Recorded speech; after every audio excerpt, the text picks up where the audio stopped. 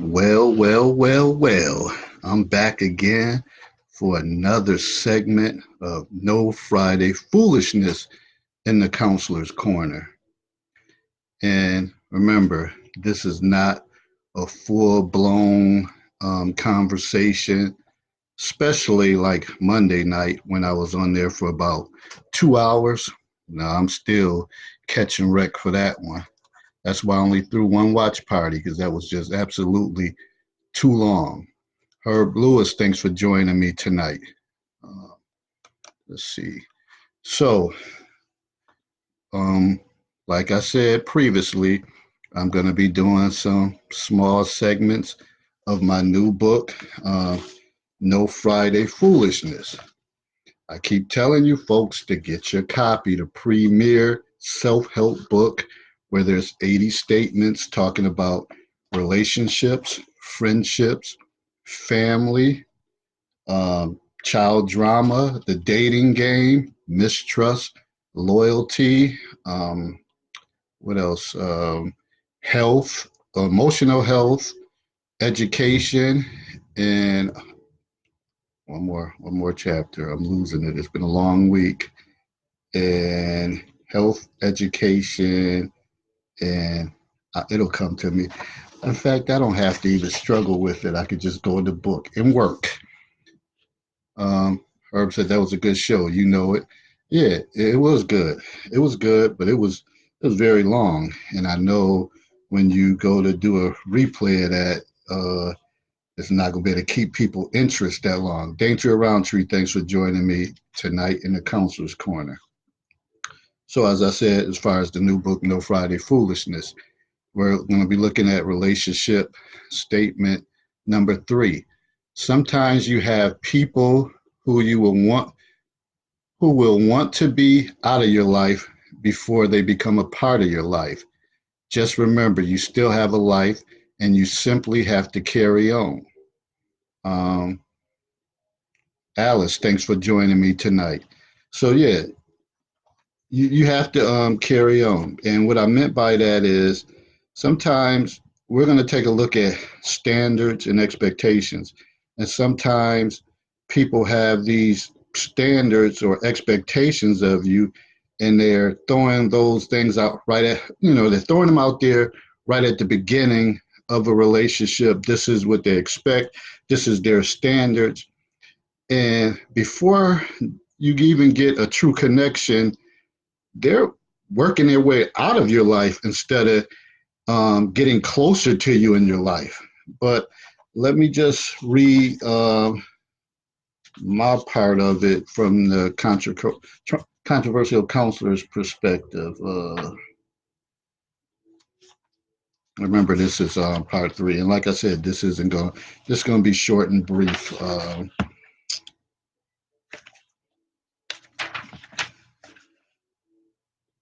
So, like I said, sometimes you will have people who will want to be out of your life before they become a part of your life. Just remember, you still have a life and you simply have to carry on. Um, so, every so often, you come across people that come with high expectations of you before things get serious. When you don't meet those expectations, they are ready to walk away. No worries, you don't even have a connection with them, so let them be. Continue on your journey and let them ponder on what could have been. How do you handle people who have expectations of you without any true reasons? And I think that's the big problem in a lot of relationships with um, unrealistic expectations. And when things don't come through, it usually leads to bitterness. I'm not sure if somebody come in. All right. So we have Cheryl, thanks for joining. Anne Marie, thanks for joining me as well. So one of the things when you look at this subject matter, one of the things that came up that I read, it said expectations are premeditated resentments. Um, Bridget, thanks for joining me tonight, which is true because you're putting stuff out there as an expectation, but sometimes expectations don't work out uh, the way that you want them to. And therefore, I think people kind of get it confused with standards and expectations, which they are very similar, but one is facts and the other is sort of like fiction, because you can have your standards. Everybody has their standards. Um, but expectations is something different. When you think of standards, that's kind of like supposedly your non-negotiables, things that you absolutely want, things that you may not tolerate, and things you kind of stand by. And it may be cultural, it may be religious based, it may be your upbringing, but it's something that you hold near and dear to you. Now, expectations is sort of like, could be your dream, your vision, but it may not be the next person's vision. Tamika Dean, thanks for joining me tonight, and Dietrich Muhammad, thanks for joining. So let's look at this. Standards are a level of quality, something that is accepted as a norm and generally used as a basis of judgment. So people are, they may judge your standards or question it, but it's pretty much a basis of a level of quality that you're looking for. And then when you look at expectations, that's a strong belief that is something is going to happen in the future. So you have expectations and hopefully you think the outcome would play into your favor, but it always doesn't.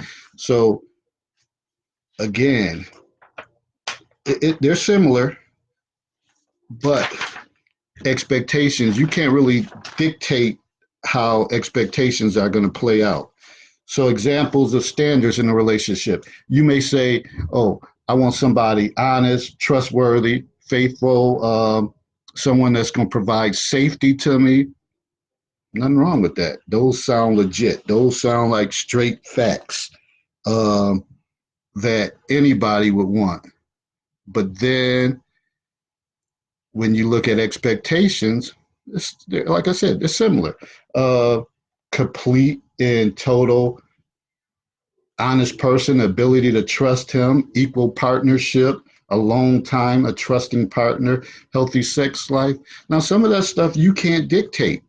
So you put your standards out there, and you think that's what you want, but then all of a sudden you find out that that person isn't totally honest, or you put it out there that you want someone that you could spend quality time with, and they're working nonstop, but you kind of knew that going into it, and they're not going to come off their money because they want to maybe satisfy your expectations, because they may have things they got to take care of, bills or behind, stuff they may be behind in. So you're kind of setting yourself up with expectations.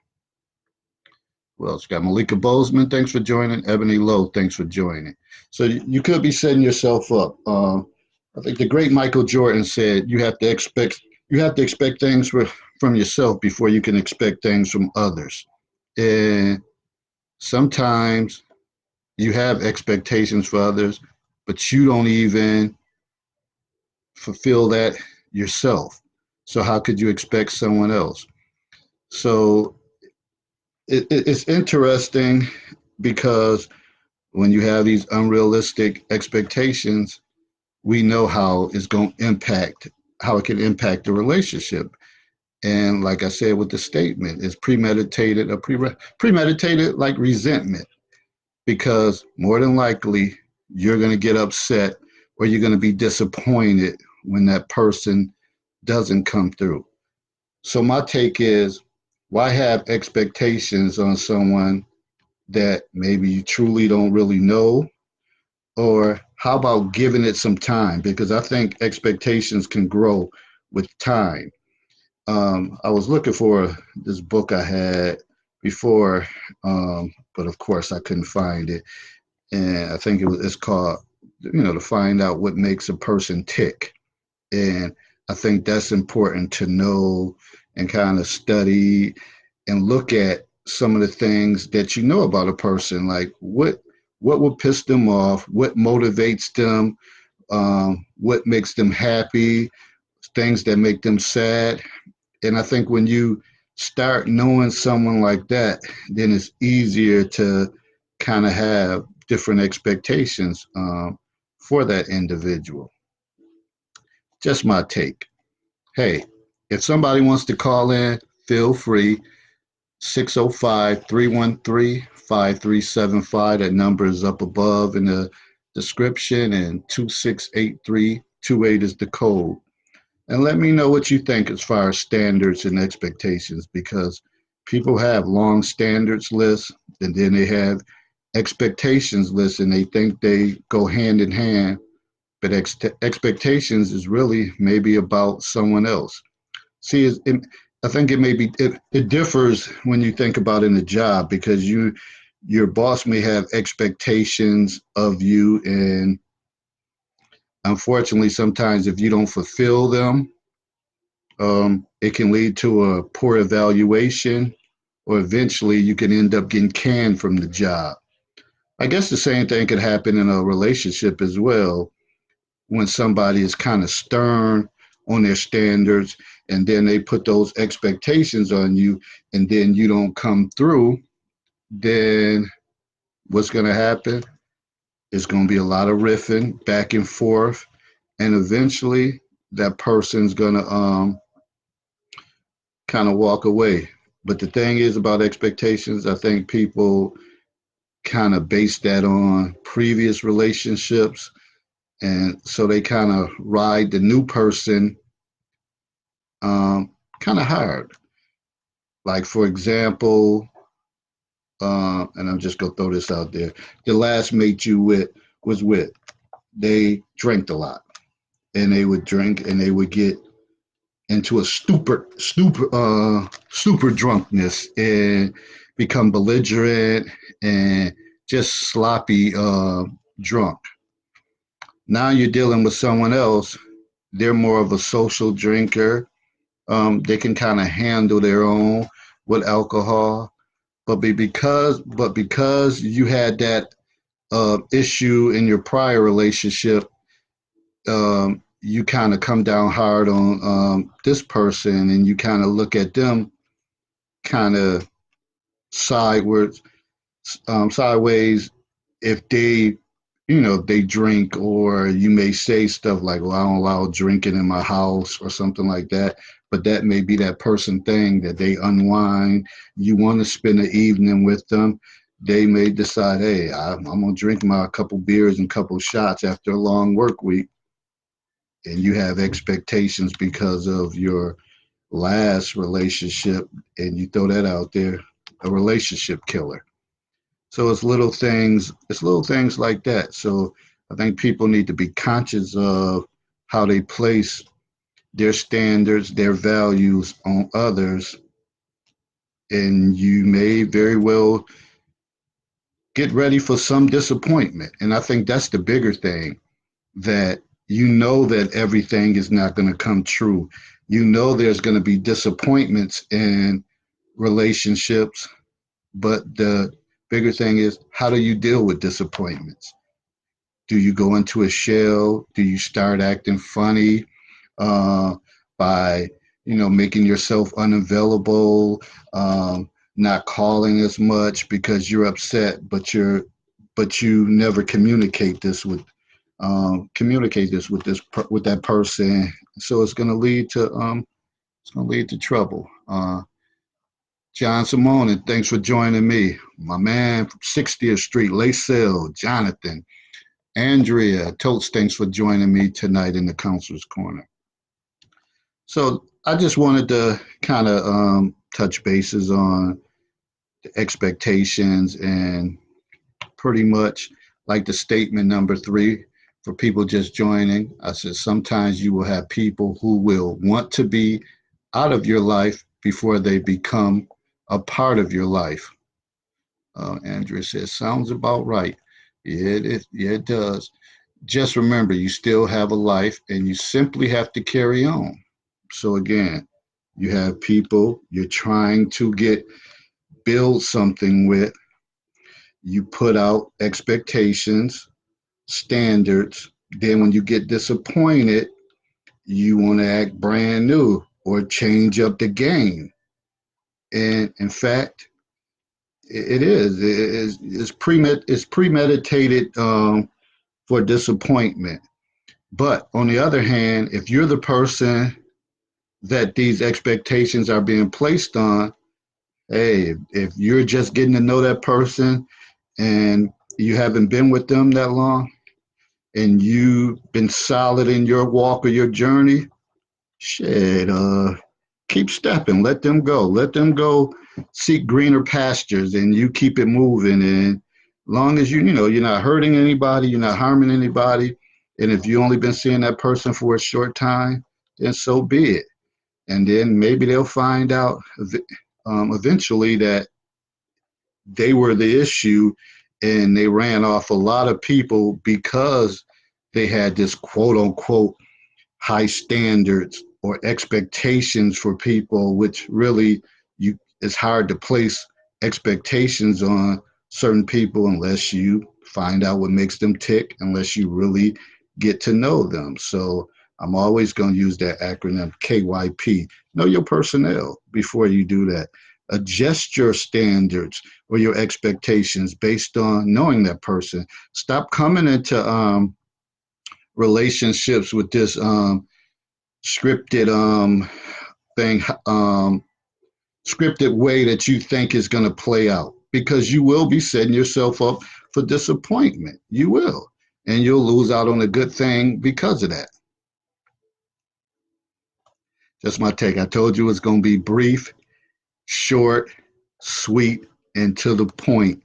So feel free to commentate in the in the thread.